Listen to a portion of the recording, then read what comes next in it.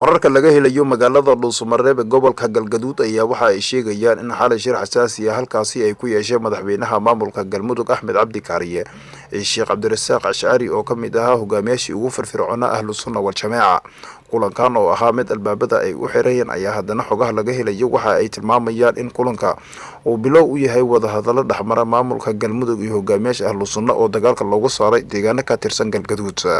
Sidoo kale labada mas'uul ayaa la sheegay in ay isku afgarteen in mar kale la isugu yimaado isla markaana loogu ambaqaado wadahadalada dhexmaraya Galmudug iyo Ahlus Sunnadii loogu adkaaday deegaanada maamulkaasi. Hogaanka Ahlus Sunna ee muddada ka badan 10 sano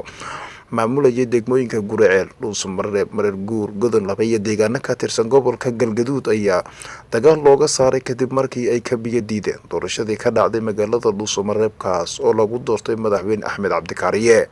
Waxaana xilligaas wixii ka dambeeyay jiray wadahadalo toos ah oo dhexmarayay madaxda Ahlus Sunna iyo kuwa maamulka Galmudug.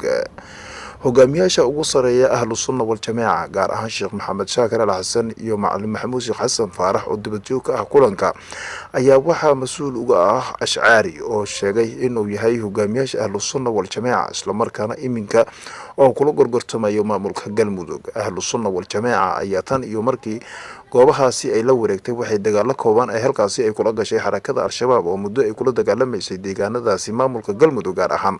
magaalooyinka Guriceel, Dhuuso-Mareeb iyo deegaano kale. Ahlus Sunna ayaa lagu xasuustaa inta ay maamulayeen deegaanada maamulka Galmudug gaar ahaan gobolada dhexe waxa ay ku soo dabaaleen amni balse waxa ay ururkaasi ay xanibaad xilliyada qaar ay ku soo rogayeen amarada ka soo baxa dowladda federaalka Soomaaliya in laga hirgeliyo deegaanada maamulka amba gobolada dhexe ee dalka. Ahlus Sunna wal Jamaaca ayaa dagaal looga ceriyay gobolka Galgaduud gaar ahaan magaalada Dhuuso-Mareeb ayagoona xilliga doorashada ee dhaceysay ee maamulka Galmudug lagu doortay qoorqoor ay xilligaasi dagaalameen walow markii dambe loogu itaal sheegtay dagaalkii ka dhacay magaalada Dhuuso-Mareeb ee gobolka Galgaduud.